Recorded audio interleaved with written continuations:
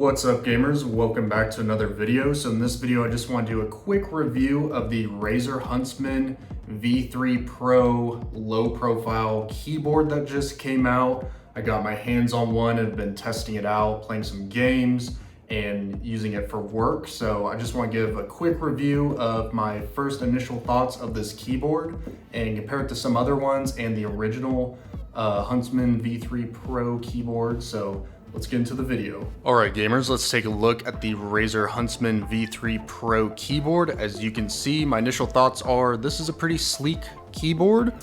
Has a nice color to it. It's like kind of like a metal feel to the keyboard and then a plastic back. But as you can see there, it is very thin. And then as you can see here, it has the kicks. It's not wireless. You plug it in USB-C right there. But overall, it's a nice looking keyboard. You got your volume knob here, some media keys, and then all your usual keys with the F keys up there. So initial thoughts are it looks really great. The keycaps are a little bit textured, but there isn't too many differences between this and the old Razer Huntsman, except for the fact that it's low profile and it's using the newer Razer optical switches. It's kind of cool. It says like Razer right there. They have a pretty decent sound. I'll show you guys a typing test here later in the video and compare it to some other keyboards. But the keycaps are nice. They're pretty thin. They have a little bit of a plasticky feel. Not really too much to say about it, but overall, good looking keyboard. The lighting is really great on it too. So let's compare it to the original now. All right, gamers, so here I have the low profile newer Razer Huntsman and here is the older one. As you can see here, there is quite a bit of size difference in their height. The main thing is that you're getting most of that from the keycaps on the older Razer Huntsman, but also the base is a little bit thicker on the older Razer Huntsman, but just by a little bit I noticed. And as you can see there, the newer one is much thinner. And that's because you have, these are, I believe, 4mm keycaps, and then these are the 2.8. So quite a bit of a difference there. And that's what makes this keyboard a little bit more appealing to me in general, is just having a thinner, easier to type on experience than this one. However, this one looks cool. You know, this one looks like your, you know, kind of like OG mechanical gaming keyboard kind of vibe. So, you know, kind of depends what you want to go for. But overall, both of these keyboards are very similar. They'll have very similar features. You know, they both have the volume knob, the media. You also have all the Razer Synapse features such as snap tap, adjusting the actuation, you know, all those typical features that you get with the Razer Huntsman. Because at the end of the day, this is a, you know, keyboard that's geared more towards esports players or people, you know, that are into competitive gaming primarily, especially with the snap tap feature and rapid trigger and all that. However, I will say if we just wanted to do a comparison on which one is probably a better keyboard or feels better to just use as a daily driver, I have to go with the low profile. It's just so much better to type on, especially because, you know, you just have 2.8mm compared to the 4. Also, these keycaps are way thicker. So here, let me do a little bit of a comparison.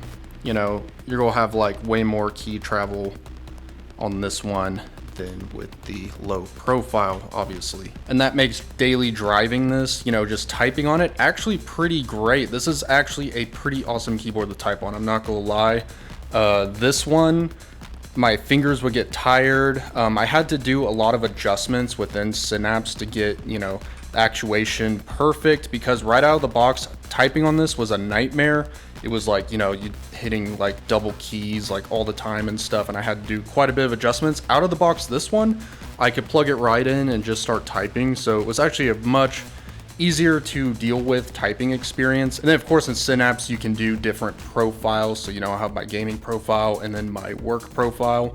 But overall, this was like a much better typing experience. Another thing that I noticed is that there's a little bit of a color difference. I don't know if you could tell in this lighting, but I feel like the low profile one is a little bit darker. It also has like a little bit more detail. It looks like it's kind of like, I don't want to say they're like scratches, but it looks like, you know, it's like kind of like a little bit of a rough detail there.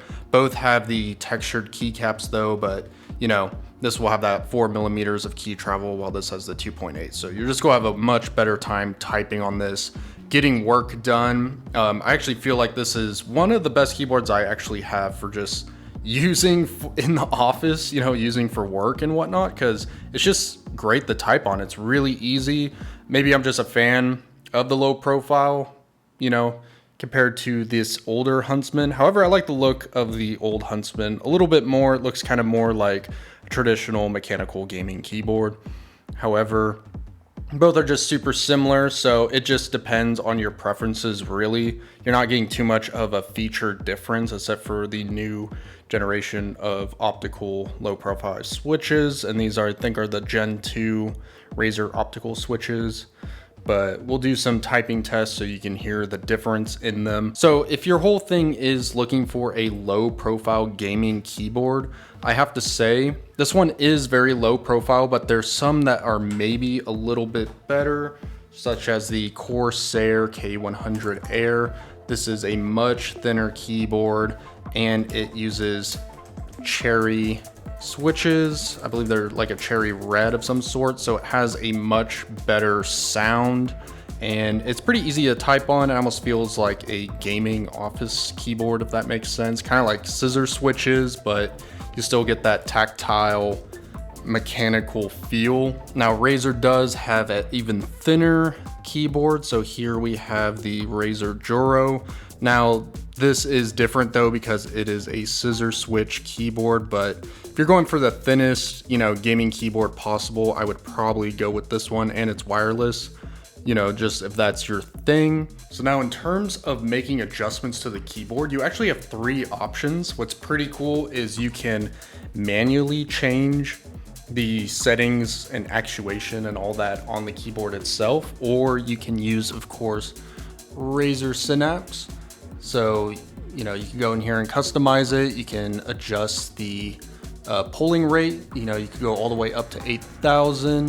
You can adjust the actuation here. It defaults to 1.5. You know, you have all your features such as turning on snap tap, adjusting actuation, rapid trigger, all that. And then of course the lighting, so you can change it here. And then I also do different profiles, so you know, I could change it to Counter-Strike, and then as you can see, I have the actuation changed on, you know, depending on the key. So like WASD, I got to 1 millimeter, spacebar's 2, control. And the way you can do that is you can select all keys or select individual keys and change it down here, and then sync the setting to the keys or sync it to selected keys. Now, another cool thing that I believe Razer came out with is Synapse web-based. So this is a third way that you can make adjustments to your keyboard. Weirdly enough, it doesn't seem to work in Firefox. So it says you have to use Edge or Chrome. It also won't work if Synapse is open, so I'll exit Synapse and retry it. Okay, after retrying a bit, here it is, and you can make adjustments in the browser if you want, so that's pretty interesting, I guess. So maybe if you have an older system and Synapse is taking up a lot of resources, because it usually does, you can do the web version or change it on the keyboard itself. But I personally like using Synapse. I'm using a Razer Blade laptop, so it's, you know, supported and everything, and works great. All right, so here is the lighting in the dark, and as you can see, they look super similar. They're basically the same, but it looks really great. So there you go. Also forgot to mention, whenever you're typing, that light pops up over there, and then as you can see, the C is for caps lock, so you can see whenever you're typing and whatnot. But the color is pretty great. It comes through. This is the Spectrum cycling setting, which you can change in Synapse. I usually keep mine as solid colors, but you know, looks pretty good. Here they are on a static color. And then this is the low profile compared to the Joro. So you can get a good comparison. So in terms of the weight difference, the Razer Huntsman low profile comes in around 600 grams, while the older Razer Huntsman comes in at around 736 grams, so it's a little bit lighter. Another thing I almost forgot to mention is that since this is a low profile keyboard, it doesn't come with the wrist rest like the old Razer Huntsman does. And I wouldn't use it with it, even though it looks cool. It just doesn't feel right. But on the old Razer Huntsman, the keys are so high that you basically need this. And that's what I was talking about when it comes to office work. My hands were just getting tired and my wrist kind of hurt just because of how high these keycaps are. So anyway, let's get into a sound test now. All right, starting off, here's the Razer Huntsman low profile.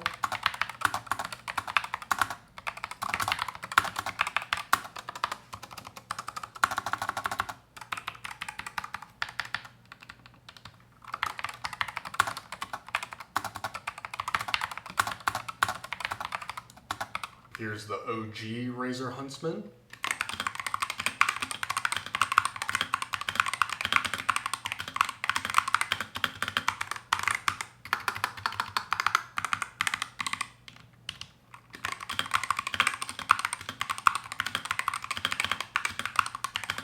Now, as you can hear, there is quite a sound difference. I'll be honest, I think the original one sounds a bit better.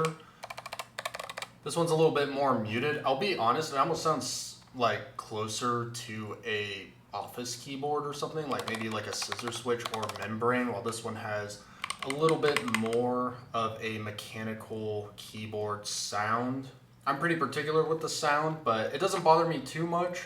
It's just kind of feels kind of dampened, and it kind of goes for both of them. It almost feels like, you know, there's like styrofoam in it or something. You know, it just doesn't have like that great of a clicky sound you'll hear in some of my other keyboards. So this one also, I will say the feel, now that I've tried it out a little bit longer and typed on it, it almost feels like my old ThinkPad T420, which uses a island style, I believe, scissor switches. So it kind of feels closer to that than a traditional mechanical keyboard. But then again, you know, these are esports keyboards. They're not really made to, you know, probably sound like super great or anything. They're all about performance. But if that's a thing that you care about, maybe the original Huntsman sounds just a little bit more clickier and a little bit better. Here, let's compare it to some of my other keyboards now. So here is my Drop CST M80 with yellow switches.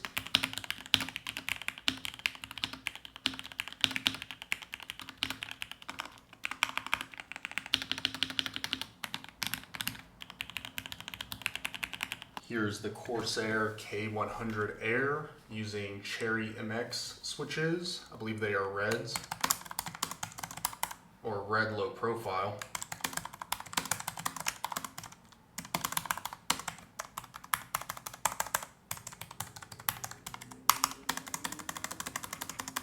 Here's the Razer Joro, which is a scissor switch keyboard.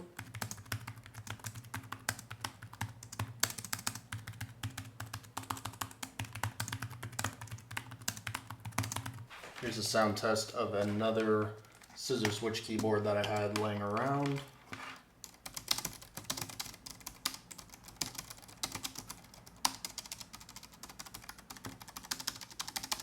And here's a sound test of an older Razer gaming keyboard. This is one of the older Black Widows that came with the Razer green switches.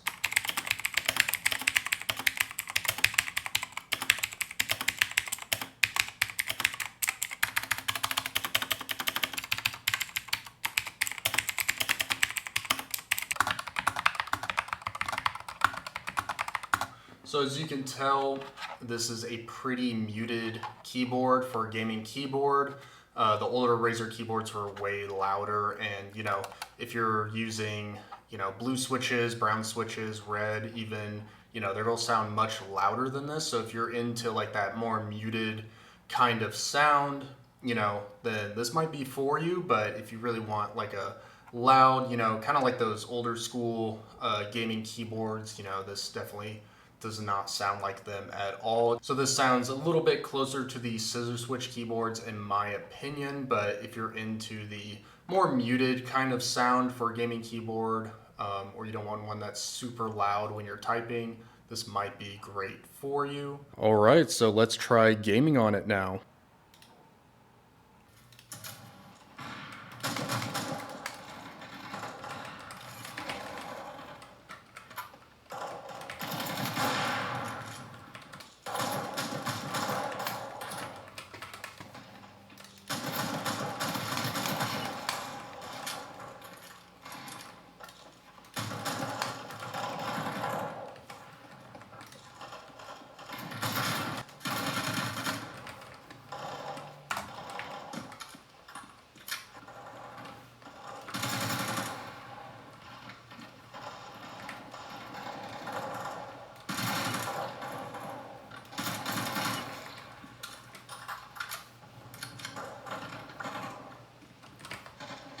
Alright gamers, so is the Razer Huntsman V3 Pro low profile keyboard based or e-waste?